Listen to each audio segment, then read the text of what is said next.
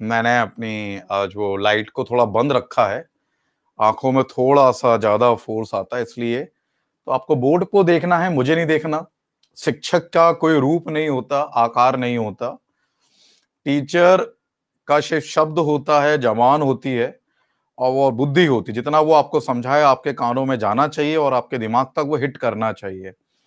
तो अगर मैं आज काला दिख रहा हूं तो प्लीज उसे अवॉइड कर दीजिएगा, क्योंकि मैंने फिर से बोला शिक्षक का कोई रूप नहीं होता, आकार नहीं होता। ओके।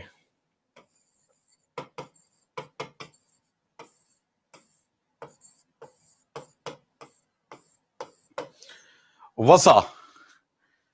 जब कभी भी हम वसा के बारे में जानते हैं तो वसा से हमें बायोलॉजी से उठकर हमें रसायन विज्ञान में भी जाना पड़ जाता है, क्योंकि वसा की संरचना कुछ ऐसे ही है। वसा समझने के लिए, यानी फैट समझने के लिए हमें कुछ ना कुछ रसायन शास्त्र की कुछ विधियों को भी जानना पड़ता है। ये आप याद रखना। हाय बेटा टीनू। तो कृपया करके अपने हाथ में कॉपी और पेंसिल रखिएगा, क्योंकि बीच बीच में मैं कुछ आपको पॉइंट्स लिखवाऊंगा जो आपके लिए बहुत ज्यादा महत्वपूर्ण होंगे। ओके। तो लिपिड्स है क्या, वसा क्या है? तो जैसा कि आप जानते हैं, इससे पहले हमने कार्बोहाइड्रेट के बारे में जाना था। कार्बोहाइड्रेट क्या है, कैसे है, ऊर्जा का कितना बड़ा स्रोत है। तो कहीं ना कहीं वसा भी हमारे शरीर को एक बहुत बड़ा ऊर्जा के स्रोत में के रूप में हम इसे कंसीडर करते हैं। एक बहुत बड़ा सोर्स के रूप में हम इसे कंसीडर करते हैं। किसे? वसा को, फैट को। ओके। तो ये जो लिपिड्स है, इसके बारे में आज हम एक नया टॉपिक शुरू करने जा रहे हैं। तो प्लीज कॉपी पेंसिल हाथ में रखना और बहुत मजा आएगा समझने में। काफी नई नई चीजें निकल के आपके सामने आएंगी जो शायद आज तक अछूती हैं, आज तक आपने उसे टच नहीं किया। तो सबसे पहली बात आती है वसा, फैट। वसा है क्या? तो आप दैनिक जो लाइफ है, दैनिक चीजें आप प्रयोग करते हैं, देखते हैं, तो उसमें कई प्रकार की चर्बी देखने को मिलती है, कई प्रकार का तेल दिखाई देता है, घी दिखाई देता है। चर्बी, घी, तेल। अगर मैं ये तीन शब्द यहां पे लिखूं, चर्बी, घी और तेल, ये एक प्रकार का वसा का ही स्वरूप होता है। चर्बी, घी, तेल, ये एक प्रकार का वसा का ही स्वरूप होता है। तो आप ये नहीं कह सकते कि हमने कभी फैट देखा ही नहीं है। वसा क्या है? चर्बी, घी, तेल, जिनका उपयोग हम हर दिन हिसाब से करते हैं, वो वसा कहलाता है। बिल्कुल बेसिक से समझाऊंगा, लेकिन बहुत अच्छा लेवल आपको मैं जरूर दूंगा। ओके। तो वसा मतलब जो फैट हम कहते हैं, ये किससे बना होता है? तो दोस्तों, ये वसा है, ये कहीं ना कहीं कार्बोहाइड्रेट जैसा ही से ही बना होता है। यानी जैसे उसमें कार्बन की मात्रा थी, तो इसमें भी कार्बन की मात्रा होती है। कार्बोहाइड्रेट में हाइड्रोजन की मात्रा थी, तो इसमें भी हाइड्रोजन की मात्रा होती है। कार्बोहाइड्रेट में ऑक्सीजन की मात्रा थी, तो इसमें भी ऑक्सीजन की मात्रा होती है, OCH, इनकी मात्रा रहती है। तो फर्क क्या है? फिर हम इसे फैट क्यों कह रहे हैं? फर्क क्या है जब ये सब कुछ एक है? जी नहीं, बहुत बड़ा फर्क है। जहां एक और कार्बोहाइड्रेट में ऑक्सीजन बढ़ चढ़कर होती थी, वहीं इसके अंदर ऑक्सीजन की मात्रा बहुत ज्यादा कम होती है। देखिए दोस्तों, हर शब्द को आराम से सुनिएगा, समझिएगा। अगर आप नहीं समझेंगे, मैं धीरे धीरे धीरे धीरे लेवल बढ़ाता चला जाऊंगा और आपको समझ में नहीं आएगा। ऑक्सीजन की मात्रा इंक्रीज करती है ऑक्सीडेशन के प्रोसेस को, ऑक्सीकरण को। ऑक्सीकरण से क्या घटना घटित होगी फैटी एसिड में, इसकी बात हम चलेंगे। फैटी एसिड एग्जैक्टली है क्या, कितने प्रकार के होते हैं, ऑल्मिक क्या होता है, एस्टरेट्स क्या होता है। तो प्लीज अगर आप सोचे कि अभी मैं कुछ और दुनिया भर के काम कर लूं, फिर मैं आराम से समझ लूंगा शॉर्ट में, तो तुम बहुत छोटे, तुम ही शॉर्ट हो जाओगे। ये शॉर्ट टॉपिक नहीं होगा। तो हर चीज को एक एक स्टेप बाय स्टेप समझते चलेंगे और लिखते भी चलेंगे। तो बात आती है, कार्बोहाइड्रेट में भी ऑक्सीजन था, कार्बन था, हाइड्रोजन था, ठीक है। लेकिन जब हम वसा की बात करते हैं, तो वसा के अंदर जो ये ऑक्सीजन है, इसकी जो मात्रा होती है वो बहुत कम होती है। जो मात्रा होती है वो बहुत कम होती है। तो सबसे पहला पॉइंट आप ये ध्यान रखिएगा कि जो वसा है, जो फैट है, फैट के अंदर ऑक्सीजन की मात्रा बहुत कम होना ही इसका वरदान कहा जाता है। इसका वरदान यानी ब्लेसिंग कही जाती है। कैसे कही जाती है मैं आपको बताता हूं। तो अभी आपने क्या समझा, हाय रोहित पटेल, अभी आपने क्या समझा कि यहां पर कार्बन और हाइड्रोजन की मात्रा बहुत अच्छी है, ज्यादा है। नोट करते चलना अपनी शॉर्ट कॉपी में, ये फैट में। लेकिन जो ऑक्सीजन की मात्रा होती है हमारे वसा में, फैट में, वो क्या होती है, वो बहुत ही ज्यादा कम होती है। समझ में आ रहा? ओके। अब क्या होता है, इस फैट में कार्बन एवं हाइड्रोजन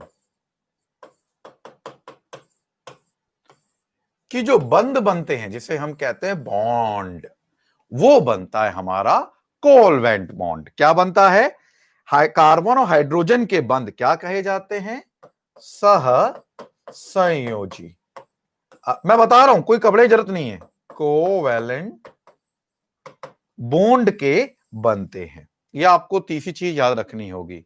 एवं ये अध्रुवीय होते हैं, इन्हें कहते हैं नॉन पोलर।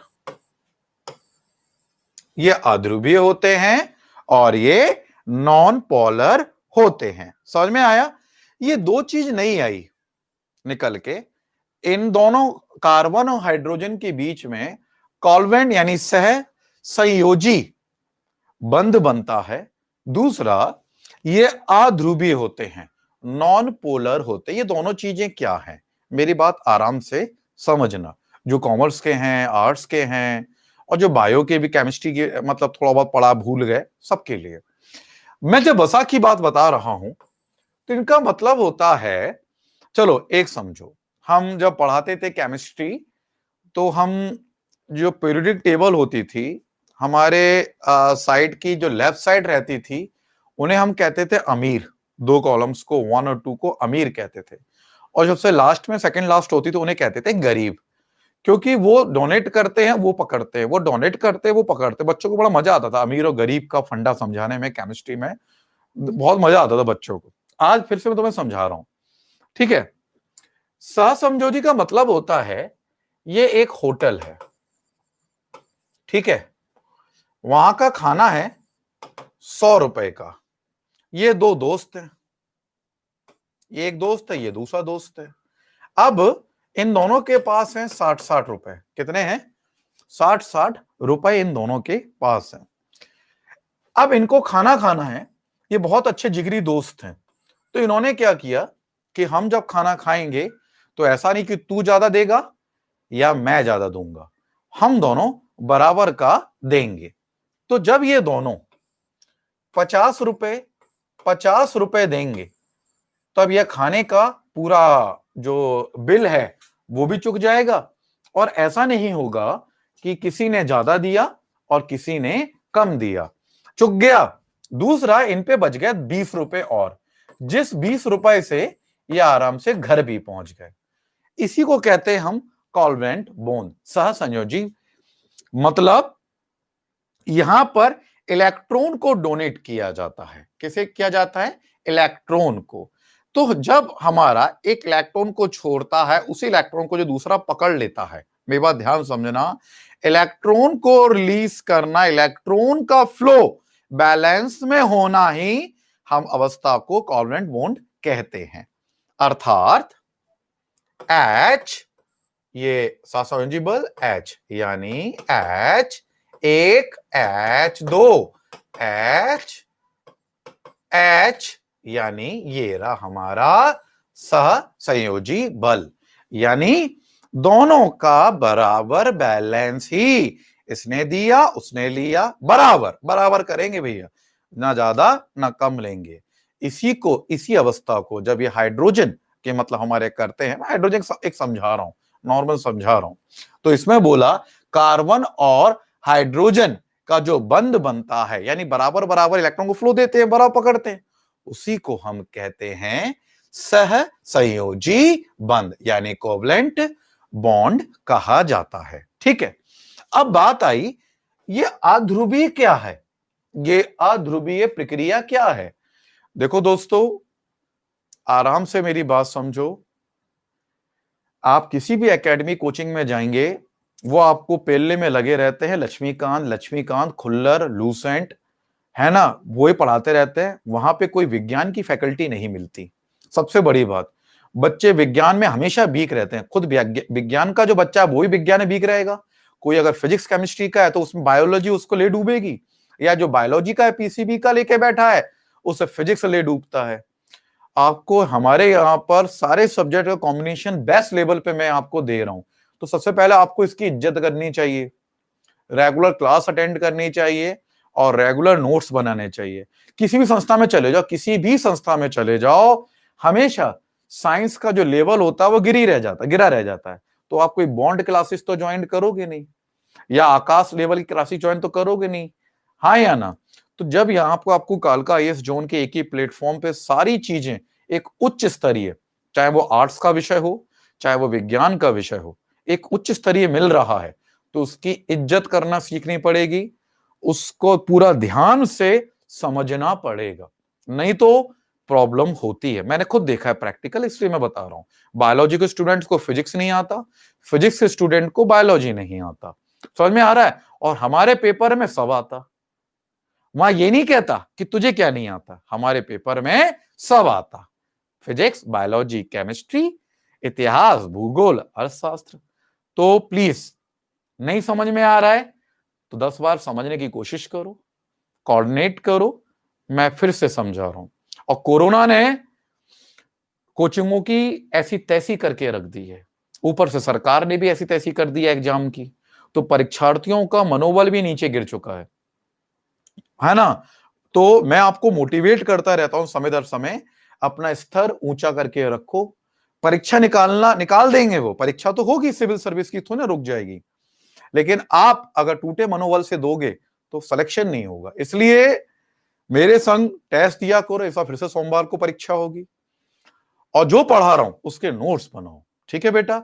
हर एक डाउट को मैं क्लियर करूंगा, खुद कहोगे बसा होता क्या है। ये सिर्फ चर्बी, तेल और चटनी तक नहीं होता बसा, बसा बहुत कुछ है। अगर मेरी बात आपको समझ में आ रही होगी तो शायद आप समझेंगे। एनीवे, तो मैंने आपको 3 चीजें बताई। ओके बेटा, कोई बात नहीं साक्षी, समझिए। तो मैंने आपको 3 चीजें बताई अभी, मतलब मैं बहुत आराम समझाऊंगा, मुझे समझाना है तो आप अच्छे से अभी समझेंगे। देखिए, वसा चर्बी, घी, तेल होती है। वसा में कार्बन और हाइड्रोजन की मात्रा बहुत ज्यादा होती है, ऑक्सीजन की मात्रा सबसे ज्यादा कम होती है। इसी कारण एक एमएससी लेवल का बंदा जान सकता है इसके कारण क्या होता है। जब किसी में ऑक्सीजन की मात्रा कम होती है तो क्या होता है, वो ऑक्सीडाइजेशन ज्यादा करता है, पेट में जरा सी जगह में रुक जाता है, बहुत ज्यादा जगह की जरूरत ही नहीं पड़ती। ऑक्सीजन की कम मात्रा उसके लिए बहुत वरदान साबित होती है। जो बायोलॉजिस्ट है वो सब जानते हैं, मैं तो समझाऊंगा। फिर हमने जाना कि ये जो होते हैं ऑक्सीजन की मात्रा कम होती है, लेकिन कार्बन एवं हाइड्रोजन के ये सहसंयोजी यानी कोवेलेंट बॉन्ड का निर्माण करते हैं। अब कोवेलेंट बॉन्ड क्या होता है, कोवेलेंट बॉन्ड क्या होता है, जैसे हम बात की तो मैंने वही समझाया, जब दोनों ही तरफ से यानी हाइड्रोजन हो गए का दोनों ही तरफ से एक फ्लो यानी इलेक्ट्रॉन का जो फ्लो होता है, डोनेट करना रिसीव करना एक समान होता है, उसी को हम कहते हैं कोवेलेंट बॉन्ड कहा जाता है। मैंने उदाहरण भी दिया, 60 रुपए 60 रुपए 50-50 रुपए दिए बराबर के, इसका मतलब ये कोवेलेंट की स्थिति है, सहसंयोजी बंध की अवस्था कही जाती है। अब मैं तीसरी चीज पे आपको समझा रहा हूं, अध्रुवीय, अध्रुवीय नॉन पोलर एक्टिविटी। अब ये एग्जाम में क्वेश्चन आया है, तेल कभी पानी में मिलता नहीं है, तेल कभी पानी में नहीं मिलता, उसका कारण क्या है? अगर मैं देखूं तो बहुत सारे कारण होते हैं, हाइड्रोफोबिक होता है, यस और नो, इनसॉल्युबल वाटर होता है, बहुत सारे कारण होते हैं। तो आप ये देखेंगे, ये अध्रुवीय जो नॉन पोलर होता है, नॉन पोलर मतलब यहां पर एक जैसे बंध मिल रहे हैं, एक ही मॉलिक्यूल्स परमाणु मिल रहे हैं, एक ही H H H, hydrogen hydrogen hydrogen hydrogen मिल रहे हैं। तो जब एक ही जैसे मिल रहे हैं तो इसी अवस्था को कहते हैं अध्रुवीय अवस्था, नॉन पोलर एक्टिविटी प्रोसेस कहते हैं। HH, N2O2, there are several examples. तो इसे क्या कहते हैं? अध्रुवीय, मतलब एक जैसे। तो एक जैसे हैं तो थोड़ी ना चिपकेंगे आपस में, चिपकेंगे? एक जैसे है कभी नहीं चिपकते, अलग अलग रहते। एक ही जैसे पोल अगर हो, नॉर्थ पोल साउथ पोल, तो क्या आपस में थोड़ी ना चिपकेंगे, रिपल्स होगा, अट्रैक्शन थोड़ी ना होगा। तो इनकी जो एक्टिविटी है वो क्या है, हमारी अध्रुवीय है। इसी के कारण, ये अध्रुवीय होने के कारण ये जल वाटर के मॉलिक्यूल से अट्रैक्ट नहीं करते। अध्रुवीय, सिंपल सा, अध्रुवीय मतलब समान समान होना। अध्रुवीय यानी नॉन पोलर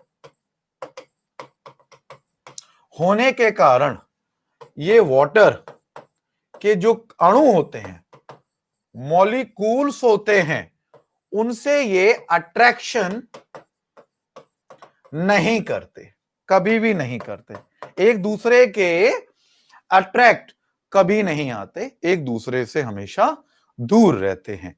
यही कारण होता है कि ये ज्यादातर जो फैट होते हैं, बेसिकली जो बसा होता है, वो हमारा पानी में अघुलनशील होता है। आप ध्यान रखना बेटा, आप लिखते चलना जो मैं बता रहा हूं। ये जल के मॉलिक्यूल यानी अणुओं, जल के, मैंने इंग्लिश हिंदी दोनों में लिख देता हूं मैं, अणुओं, जल के अणुओं की ओर आकर्षित नहीं होते। अध्रुवीय होने के कारण ये जल के अणुओं से के मतलब आकर्षित नहीं होते, अर्थात हाइड्रोफोबिक आ जाता है, जलांतक, जलांतक कह दो कोई दिक्कत नहीं है। Hydrophobic, HYDRO